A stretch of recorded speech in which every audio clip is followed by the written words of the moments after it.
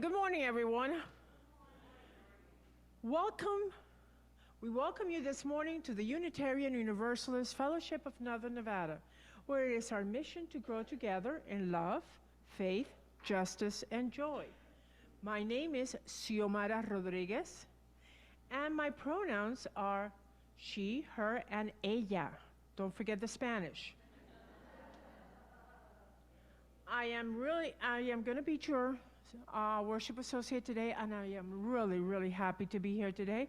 I have my great-granddaughter with me. She's visiting. And she's going to help us with the service, so I'm really happy. As we celebrate Black History Month and President's Day, I would like to remind you of a few words from Abraham Lincoln.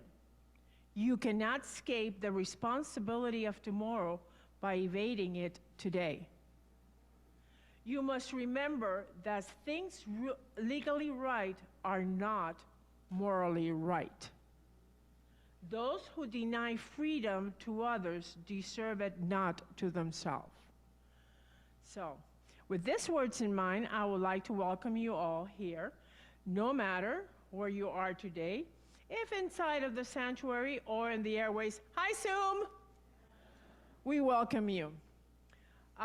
We welcome you here regardless of identity, age, economic circumstances, immigration status, sexual orientation, or gender ID. We welcome you, and we are glad that you're here. If this is your first time here or your 301st time here, we're glad that you're here. Also, you can sign up for our newsletter to keep you informed of all the activities here in UUFNN, and it's very important. Please do it. It's really great, and you get all kinds of good stuff, so please do that. We ask all to respect the wishes of the folks who choose to continue social distance, practice open communication with each other, and be intentionally about honoring personal boundaries. Those of you who are on Zoom will remain muted during the service, but you can put your comments on the chat box. And also, you can also stay on following the service for coffee time conversation. So no matter where you are you here? Sit back, enjoy, and welcome. And now it's time to greet each other. And you could do that by a wave, a fist bump, a hug, a handshake, whatever makes you feel better and good. And I will sing to the singing bowl when it's time to get back together.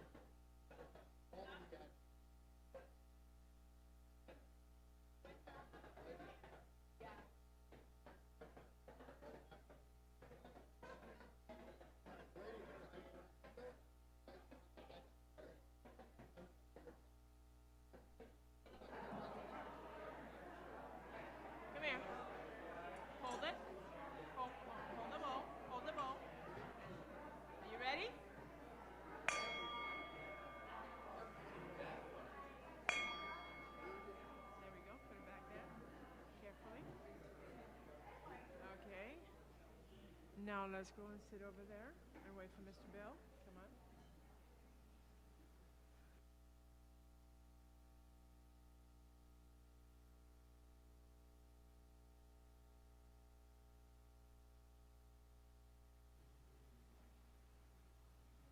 I had to put on my name tag. So many things to remember. Speaking of which, tasers on stun. Please silence your devices. So I'm Bill Miller.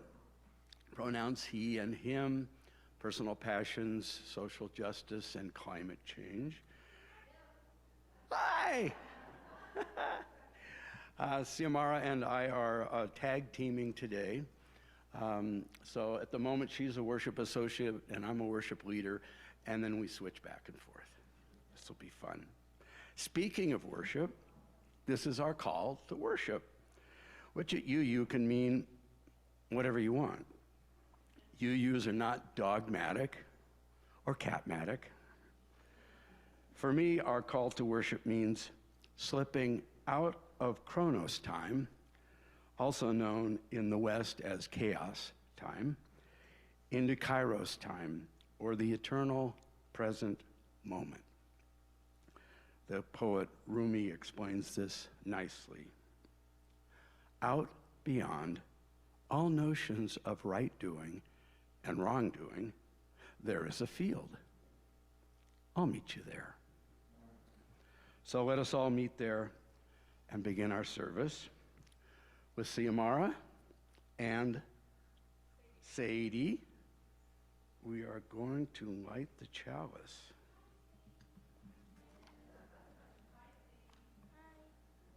Okay, here we go. Family affair today, isn't it?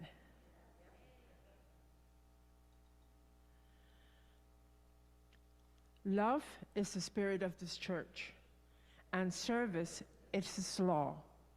This is our great covenant, to dwell together in peace, to seek the truth in love, and to help one another. Okay, you have to go back to daycare.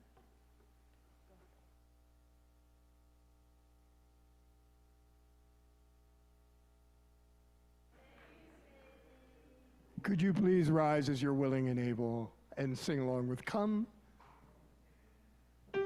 Welcome to rejoice. It's one.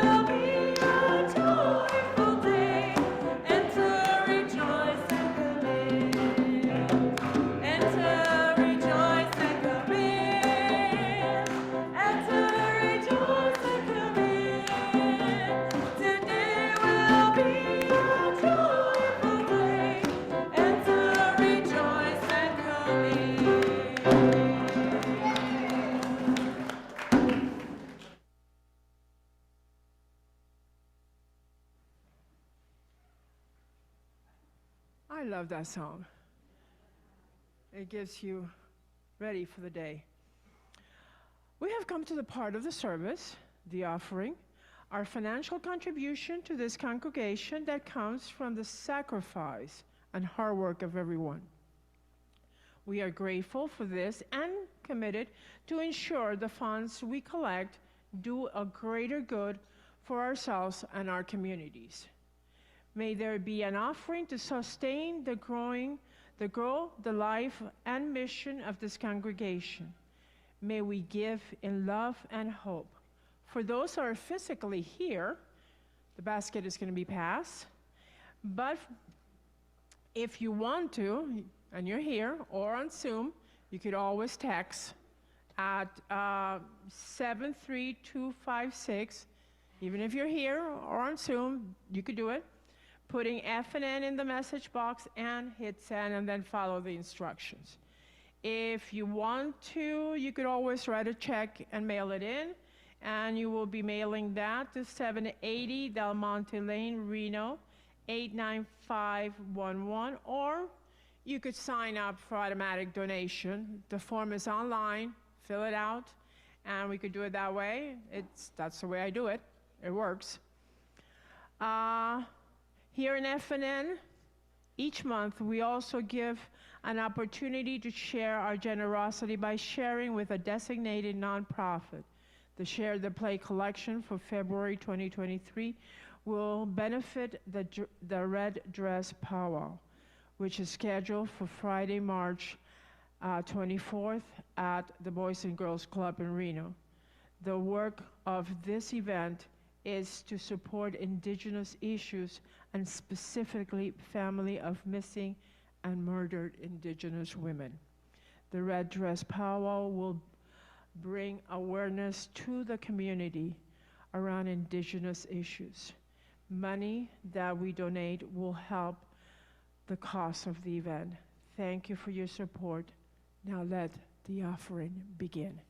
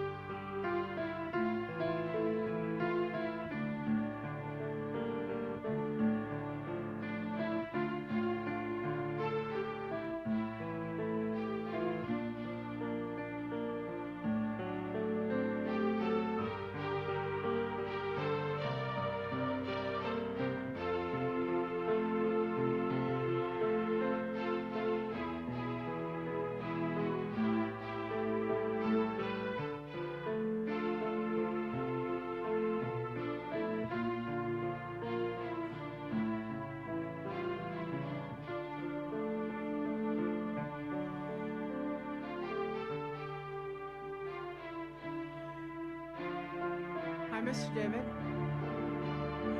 And now, I'm sorry. Jeez, I'm in a rush today, aren't I?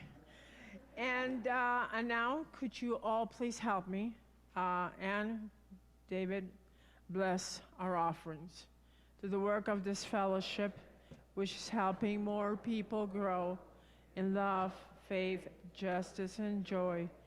We dedicate ourselves, and these are offerings.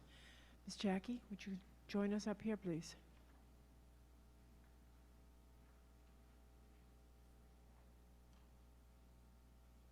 I'm not sure that's on, but I know this is bad luck, but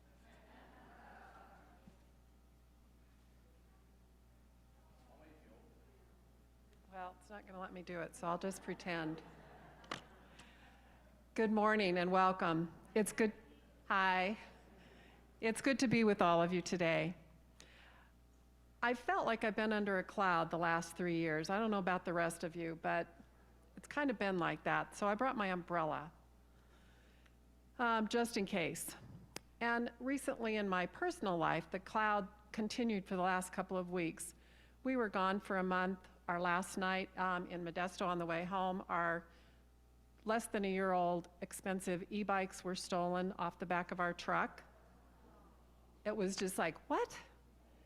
Then just this last week, we get home. I come home after a little walk for lunch, put my cup in the refrigerator to get a glass of water. Water comes out, but I notice there's a puddle. Do you know what that means? The refrigerator's 4.5 years old. It died.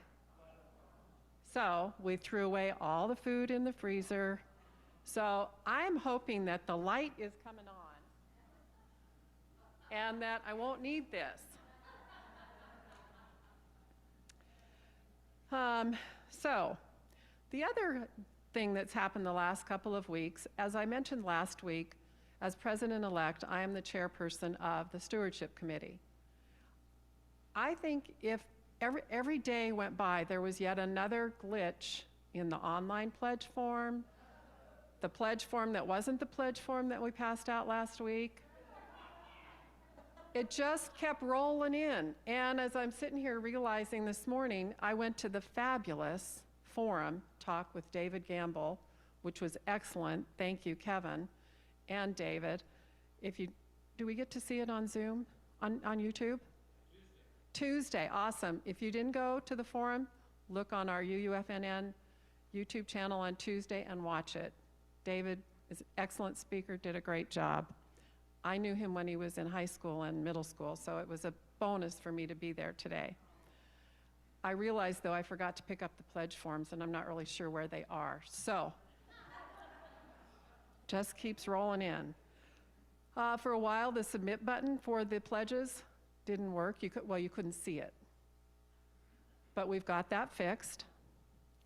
And I want you to know, I didn't get that moved up, but we're at 88,000 as of Friday, which is awesome. So I've felt a bit stressed this last couple of weeks, and I keep telling myself, just breathe. It's going to be okay.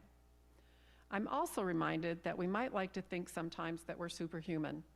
And in the office, in Carol's office, she brought me a cape to put on, but I don't know the code, so again, we're just going to roll with it. I am reminded that no one is perfect. If you've ever looked at the characteristics of white supremacy, you ever looked at that list? The first or second one on the top, you know what it is? Perfectionism. Lily knew. Perfectionism. I'm not perfect. None of us are. Breathe, relax. It's going to be okay.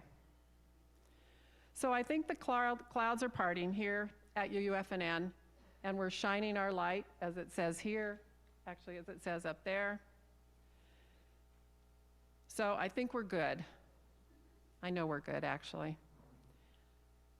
It's also a reminder to me, this breathe and relax, that this is an opportunity to show grace and be grateful, because today I'm not in Turkey, I'm not in Syria, I'm not in Russia, I'm not in the Ukraine. I'm here at my spiritual home with my community.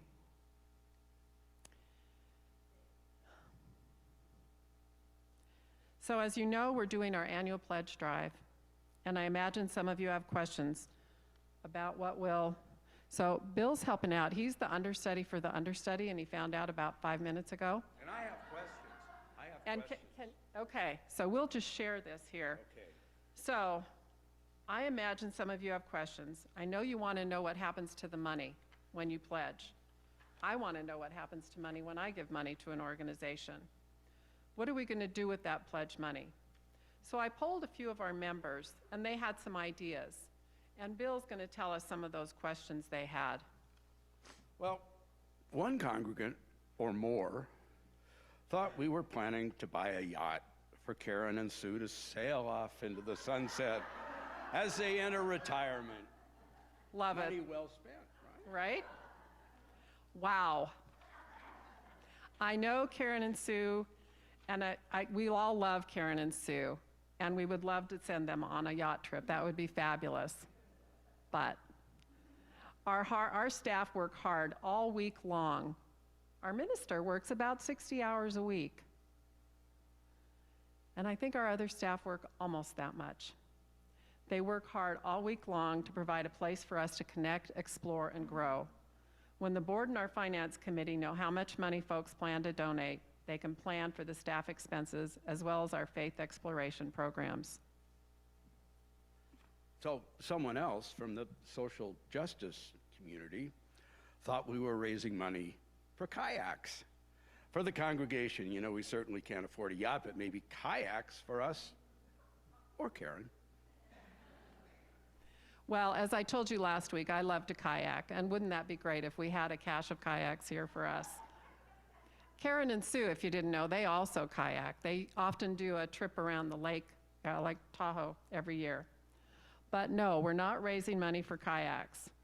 Pledges pay for the maintenance of our building, this building and the one next door, keeping the lights on and the heat going in our buildings. Those of us who are homeowners, we know that it takes money to do that. We found leaks in both buildings, actually 2 in this one and 1 in the other in this last few months. Those needed repair. Our spiritual home needs to be cared for, painted, cleaned, maintained, and at times repaired. Even so, another congregant thought we were going to build a beacon or lighthouse on our property, you know, something to help guide folks in. Money well spent, yeah. Right? Yeah. Thank you for laughing, Emily. Somebody had to. I know. Well, we have a wonderful grounds beautification committee headed up by Bob Quillich. They work hard pulling weeds, caring for the trees, raking leaves, keeping our campus looking great. But we're not doing anything as extravagant as a lighthouse. And by the way, I was at their meeting last week. They're all starting to have to use walkers, they told me. So the grounds committee could really use some younger folks on it. Oh, sorry, had to flip the Wait, page. there's more. We've also recently added a water barrier under the education building. We didn't have one when we moved the building here years ago. And the marmots and other critters are starting to get into there. One of the vents came off, so we had to get the water barrier, moisture barrier put in first, and then the vent. We're working to keep the critters out of our buildings on the ground, and the grounds need care, including our trees, lawns, patio, and parking lot. We want to keep it safe for all of us. It takes time, talent, and treasure. Another beacon that we have is our website. That helps people find us. It costs money to maintain and update that. Our pledges support tech expenses that help us reach folks, including our hybrid services, so that we can include Zoom folks on this. I travel. It's wonderful to have Zoom, so I can come to church every Sunday. Oh, and speaking of the thing they had to put under the house. Yeah, the barrier. The barrier, yeah. Nobody in the congregation volunteered to do that so we had to pay somebody. So just saying. But my real line is, another person thought we were buying a case of champagne to launch the yacht and send Karen off in style and, maybe have a little left over for ourselves. Well, that might be a fun thing to do, but maybe not the best use of champagne to just hit the boat with it and have it go into the water. But actually, our pledges help us fulfill our mission and reflect our values. Our budget funds social justice issues like the Posse, UU the Vote, LGBTQ rights, environmental sustainability, and our work with refugees and for immigrants' rights. Living our values is done when we share our time, talent, and treasures. We hope you'll all pledge to contribute what you can so we can continue to foster justice and generosity, create and practice right relationships, and fulfill our mission of growing in love, faith, justice, and joy here at UUFNN and in our community. And I'll find the pledge forms. I'll be here after, and hopefully I'll find them today. And also look for ways to pledge on the e-blasts that come out on Tuesdays and on the e-announce that comes out Thursday or Friday. Let me know if you have questions. I'll be here after as a board person to talk to. That's where I thought they were. I don't know. I forgot to look. Perfect. We here at UU are perfectly imperfect.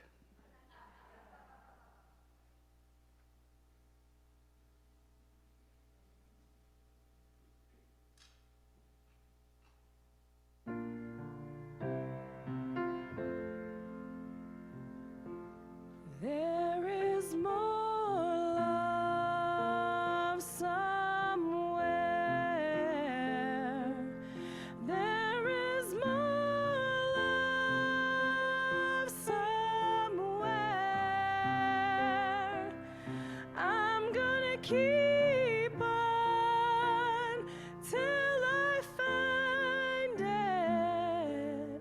There is more love somewhere. There is more hope somewhere. There is more hope somewhere. And I'm gonna keep on till I find it. There is more hope somewhere.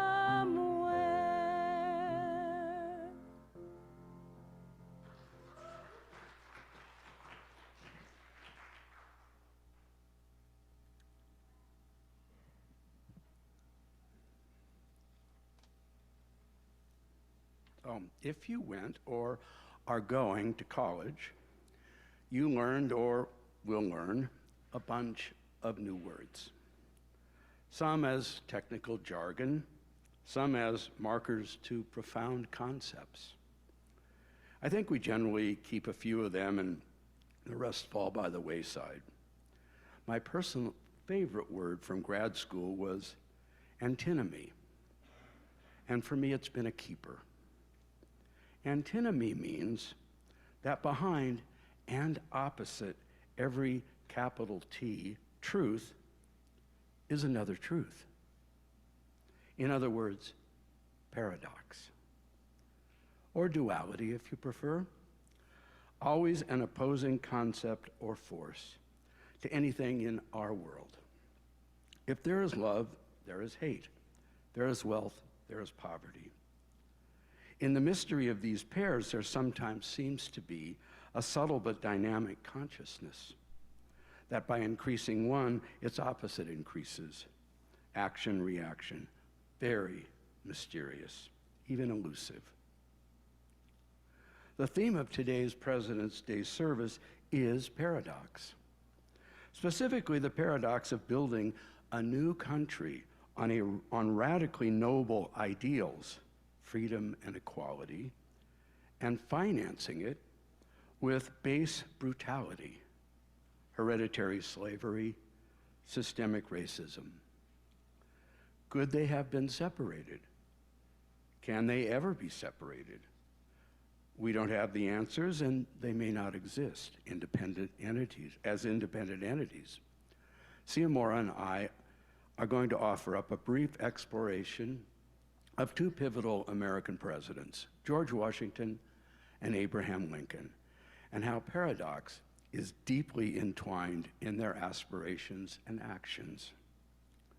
In honor of Black History Month, we will be looking at this through the lens of slavery and racism, and how deeply entwined these have been and remain, tied to the creation of a nation founded on the principle that all men are created equal, spoken at a time when that could mean white men or all humans. Could America have been founded without slavery? We will never know, but it was. And by people who were brilliantly insightful and selfless, and simultaneously willfully thoughtless and selfish, a paradox.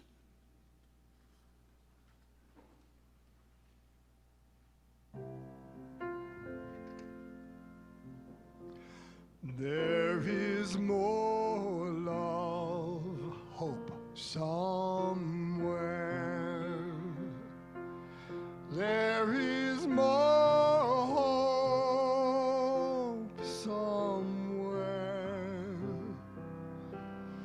I'm gonna keep on till I find it. There is more hope somewhere. There is more peace somewhere. There is more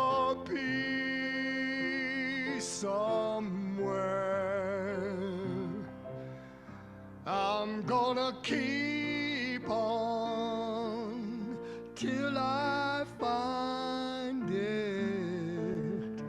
There is more peace somewhere.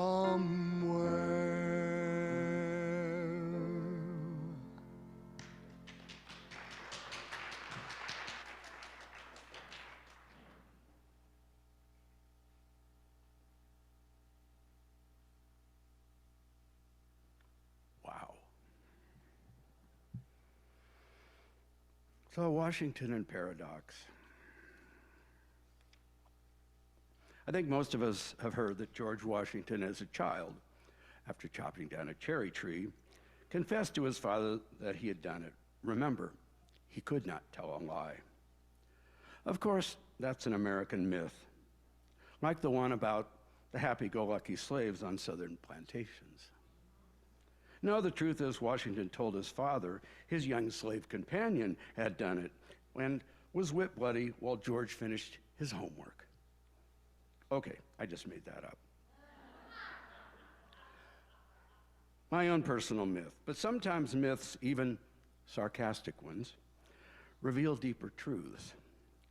And the truth is that George Washington, the father of our democracy, and in many ways a noble visionary man, grew up and spent his entire life served by a multitude of slaves, ensnared in a system of brutal, ruthless repression.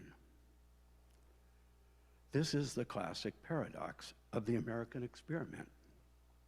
I think most of us are aware of the 1619 Project, documenting that democratic rule was established by the English subjects of the Virginia colony in the same year that slaves were imported and sold there for the first time.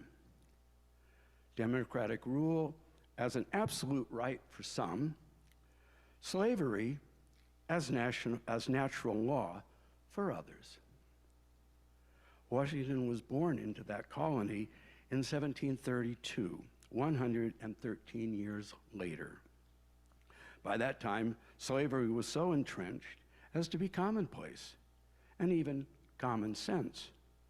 Among the contrary principles of democracy and the colonists' irritation that the crown dared to impose its control over their political and economic choices. Remember, no taxation without representation, a big stink in its day. Thing is, who created most of the wealth being taxed? Slaves, of course, who had no representation, let alone pay for their labor, let alone freedom to come and go. In fact, the Second Amendment was specifically drafted to legalize Southern volunteer state militias to track down and capture or kill escaped slaves. State terrorism against slaves seeking their own liberty was enshrined as a constitutional right. So while the colonists were outraged that England might arbitrarily tax them, they blithely overlooked their savage and absolute enslavement of fellow human beings in perpetuity. Yet at the same time, they declared all men are created equal.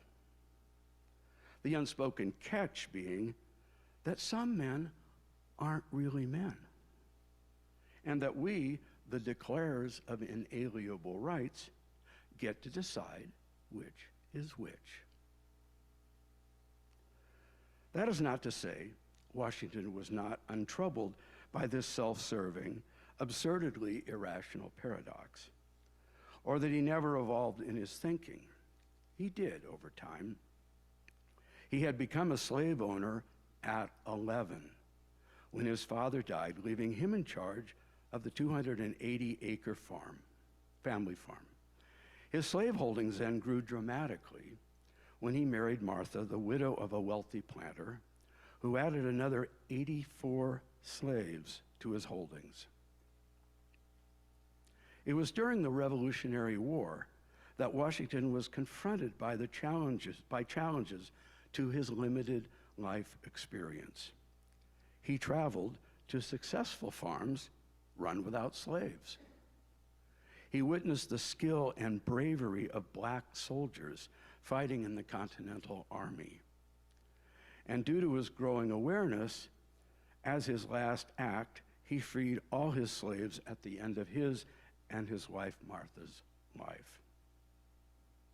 But even then, he realized there was no way to legally, gradually, and peacefully disentangle from slavery from the American economy. It was too deeply entrenched. The colonists had made their deal with the devil in 1619 and were caught in a trap of their own making. And in many ways, we remain trapped today. For all the progress we have made to legally affirm the notion that all people are created equal, our day-to-day reality is still more or less whatever we, the privileged, decide it is. When I was a hospital chaplain, I got a psych referral from a young black man, kid 19, 20 years old. When I dropped by, he explained he thought he must be crazy because he'd taken a fire hose in his hotel and had gone on a rampage with it. His mother had taught him better, so he figured he must have gone insane. As we talked, it became clear that he was visiting Spokane under the impression that it was fairly racist-free. And so he felt safe, and I should say he dared to feel safe. So he dropped his guard. And although I don't remember the details of the encounter, had been essentially sucker punched by a vicious racist attack, and he lost it. I explained that while I was not a clinical psychologist, it seemed to me that he wasn't crazy, our society was.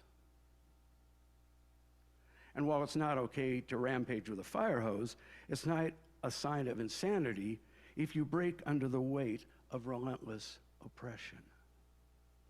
I think he was comforted by that. I hope so.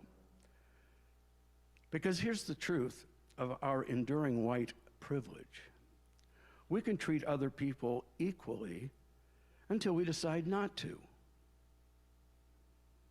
The good news is our wall of privilege is being dismantled, one stone at a time, with profound resistance and blowback. Yet progress is being made. The bad news is these stones are mostly invisible. Another paradox. So let us affirm to do our best, to carry on the inspired vision of our deeply flawed founders, to embrace the profound truth that all of us are created equal, and continue striving to see through the blinders of our own privilege. Namaste.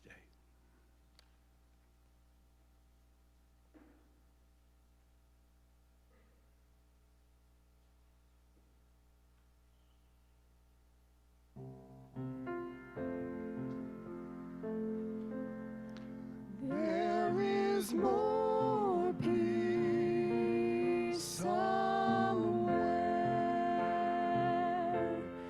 There is more peace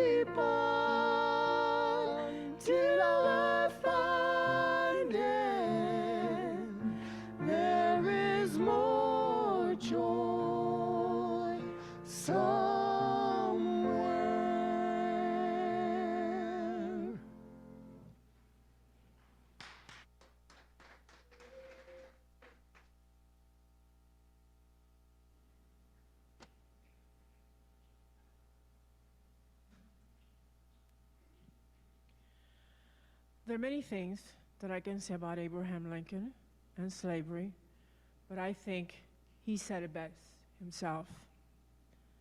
My paramount object in this struggle is to save the Union. It is not either to save or destroy slavery.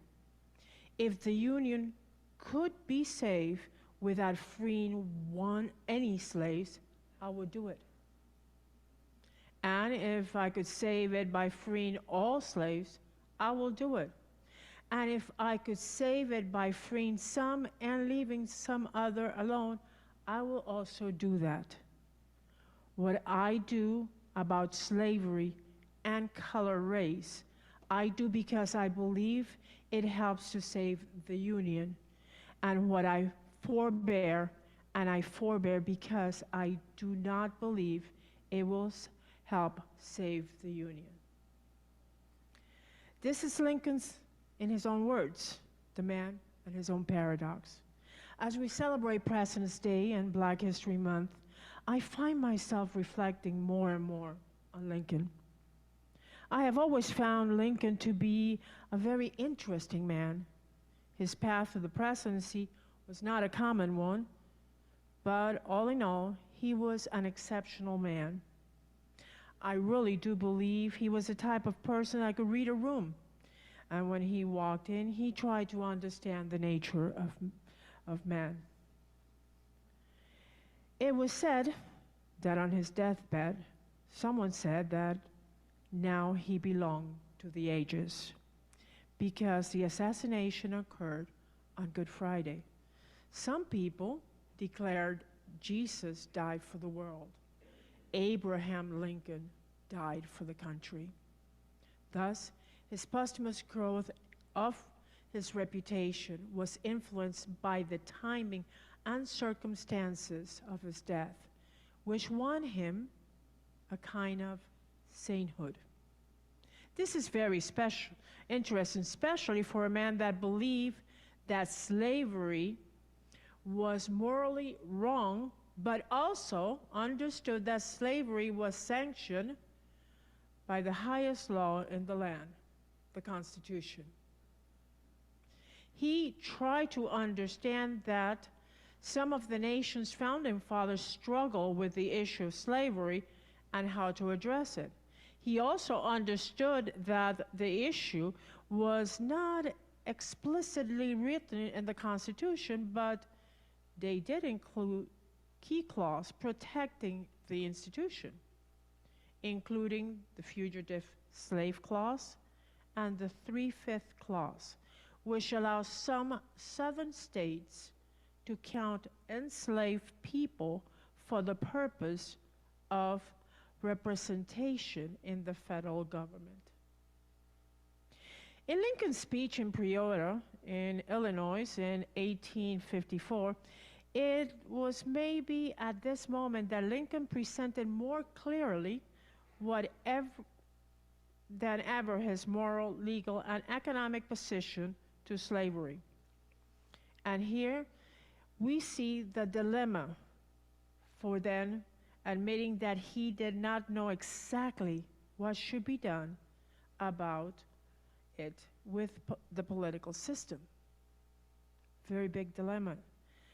When we look at Lincoln, the man, we find ourselves also looking maybe at what history has told us about him.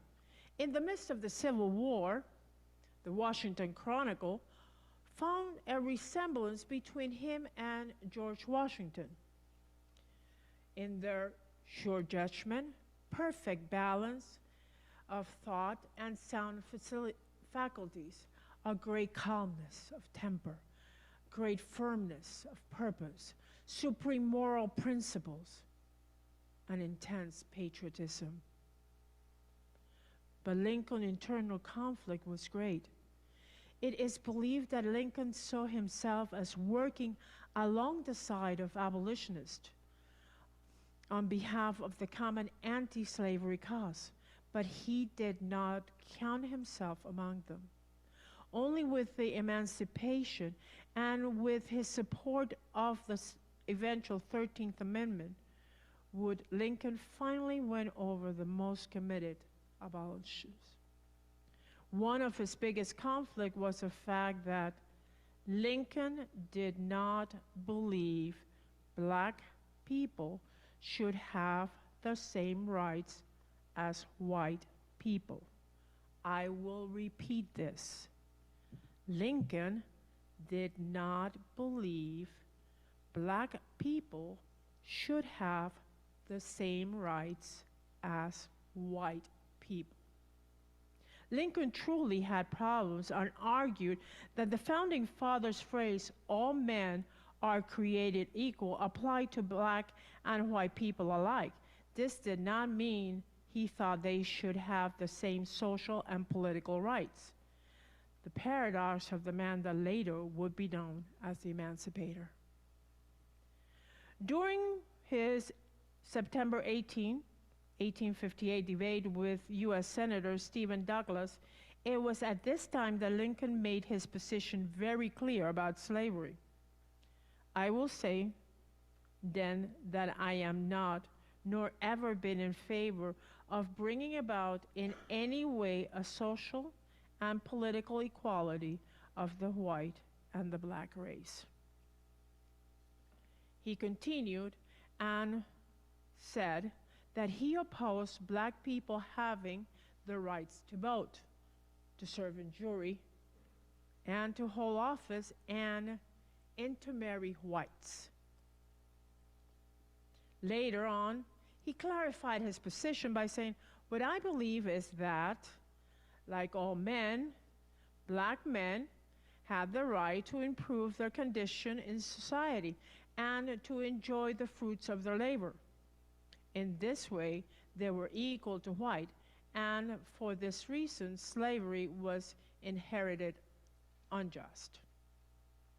But as time went on, he came to understand things and gradually changed some of his views on emancipation. Lincoln's position on social and political equality of the African American in his last speech, which he delivered on April 11, 1865, he argued for the limited suffrage, saying that black men who had served during the Union, during the Civil War, should have the right to vote. The internal struggle between Lincoln and the emancipation and Lincoln, the man, was that Lincoln thought colonization could resolve the issue of slavery.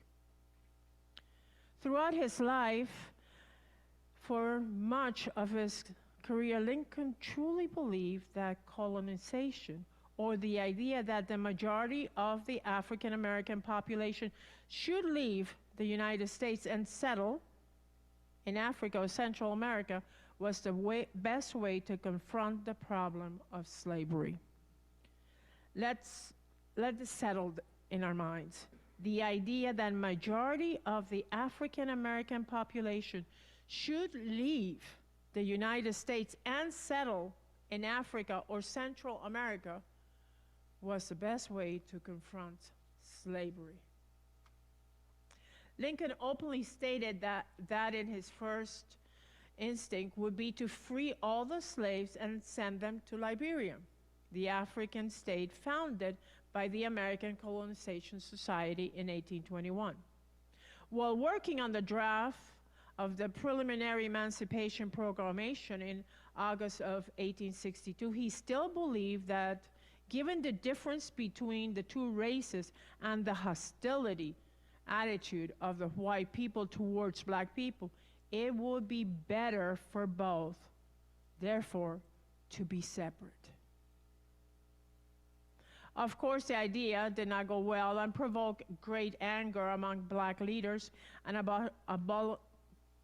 abolitionists, who argued that African Americans were as native of the country as white people and thus deserved the same rights. But the idea of colonization was buried after he issued the primary Emancipation Proclamation. Lincoln never again publicly mentioned colonization, and a mention of it in the earlier draft was deleted by the time the final proclamation was issued in January 1863. It is very important to understand that Emancipation Proclamation actually did not free all slaves, all slave people. It should be understood that Lincoln issued the Emancipation Proclamation as a military measure. It did not apply to border slave states like Delaware, Maryland, Kentucky, and Missouri, all of which were loyal to the Union. Missouri had actually two competing governments, one loyal to and recognized by the Union, and the other loyal to the Confederacy.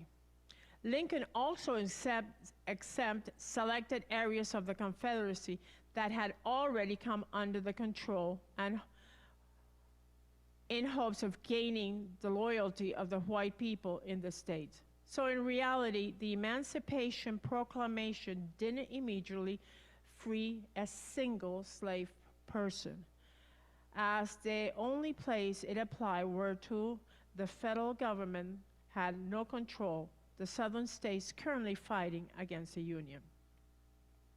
It was clear and understood by history that despite its limitation, Lincoln's proclamation marked a crucial turning point on the evolution views of slavery, as well as a turning point in the Civil War itself.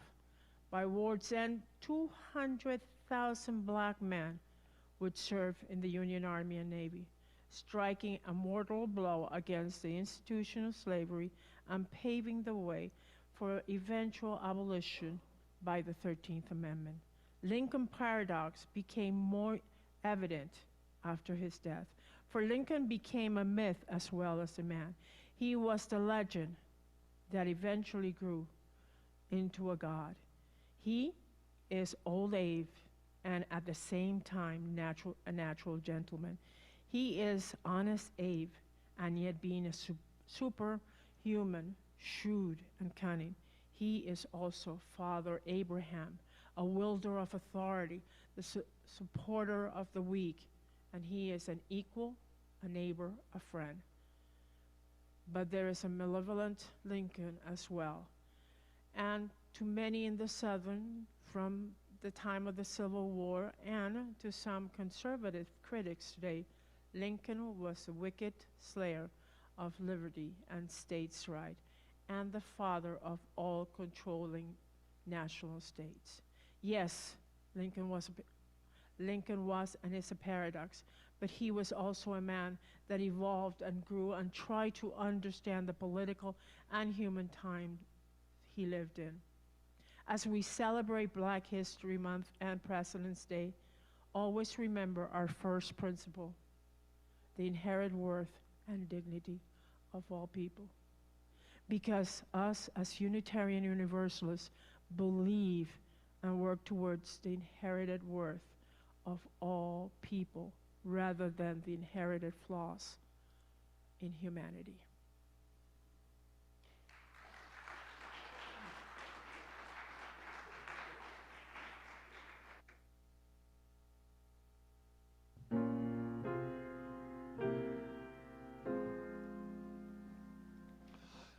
Find a stillness, hold a stillness, let the stillness carry me.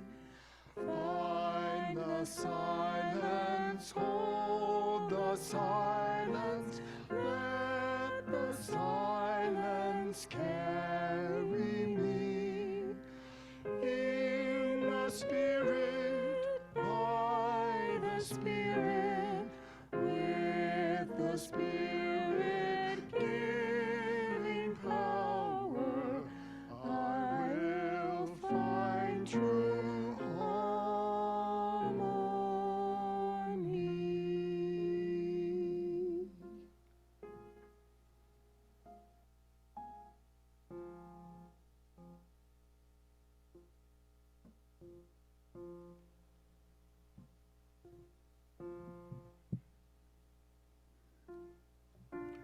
Now is the time in our service for offering up your prayers and concerns in silent contemplation. If you're on Zoom, you can enter them in the chat box.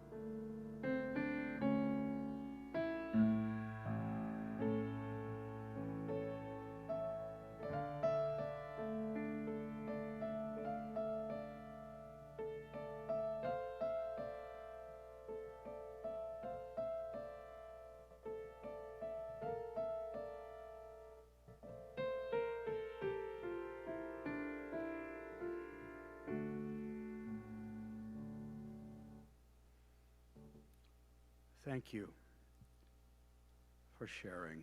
Let us now join together in our gesture of hope and connection. One hand on your heart, the other reaching out in connection as we bless these concerns with a poem from Khalil Gibran. And if you don't have to keep your hands up the whole time if they get heavy.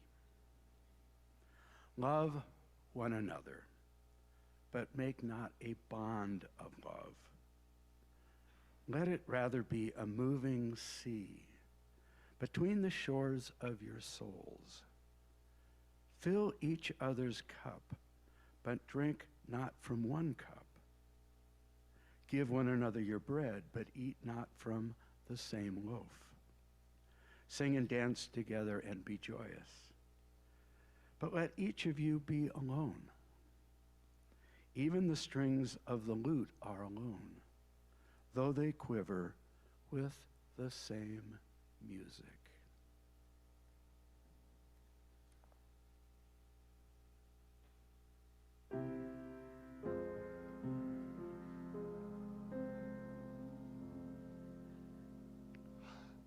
Seek the essence, hold the essence, let the essence carry me. Let me flower, help me flower, watch me flower, carry me in the Spirit, by the Spirit, with the Spirit giving power, I will find true harmony.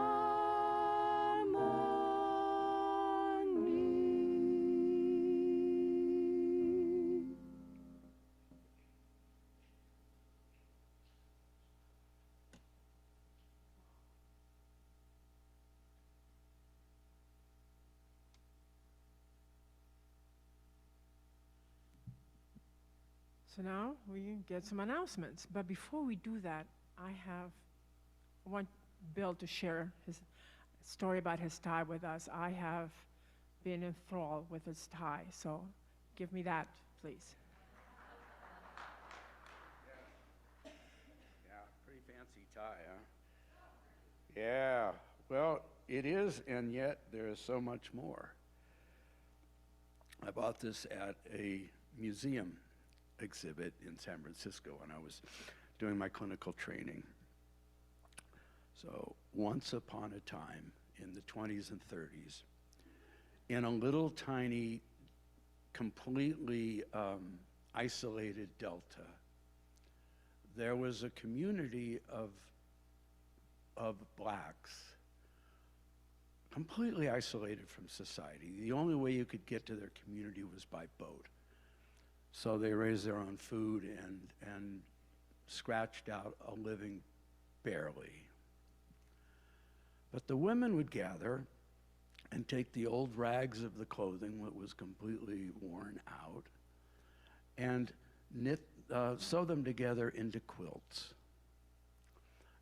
And in absolute isolation.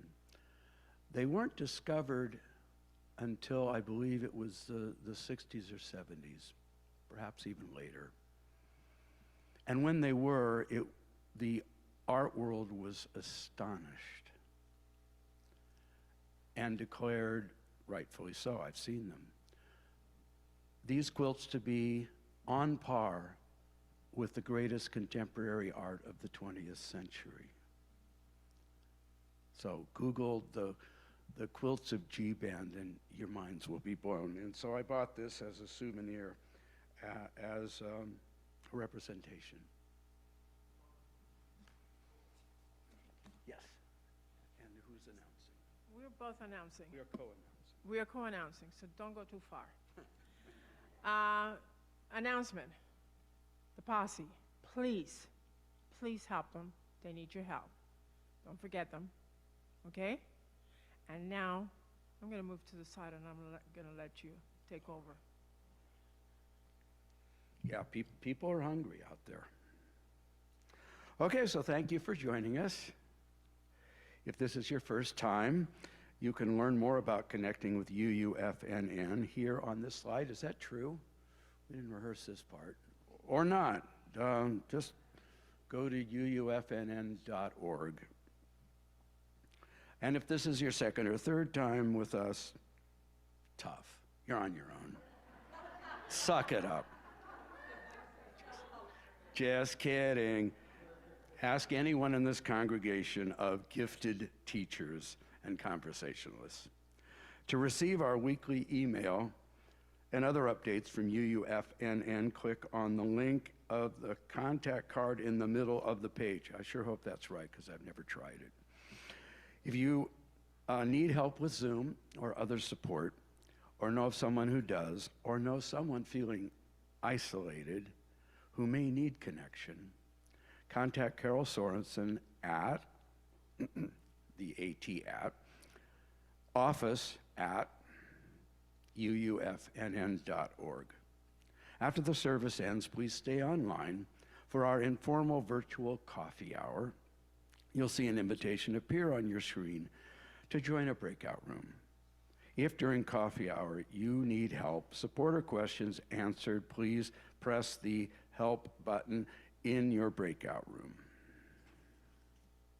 If you're still here, it's been a long service, there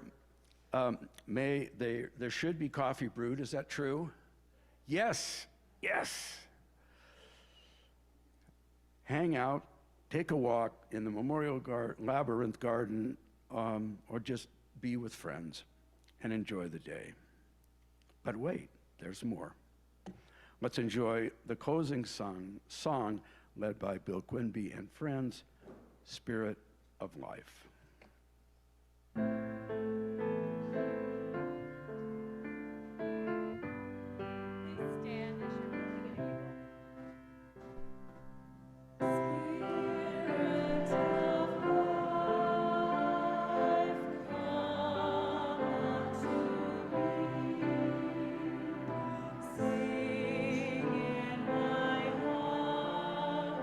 All the stirrings of compassion.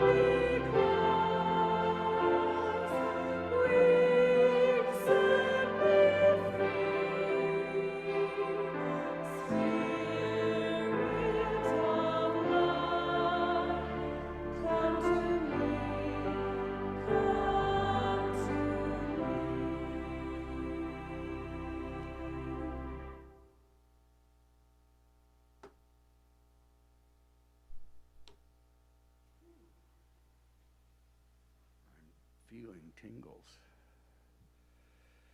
Thank you.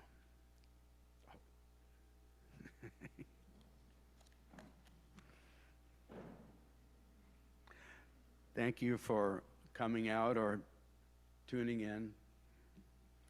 Let us now end our time together with our gesture of one hand reaching out here, one hand reaching out, connecting physically, virtually. As I read our closing benediction from Rumi, in our gathering, one candle lights hundreds. We will light your path and give you courage, so you will open like a flower and join in our joyous laughter. Plant the seed of truth and watch it grow. When it spreads its branches, come sit with us under the blossoms. Your eyes will open to the secret of truth. Blessed be, Amen, La ilaha Allah, Om Mani Padme Hum, Namaste. Good day.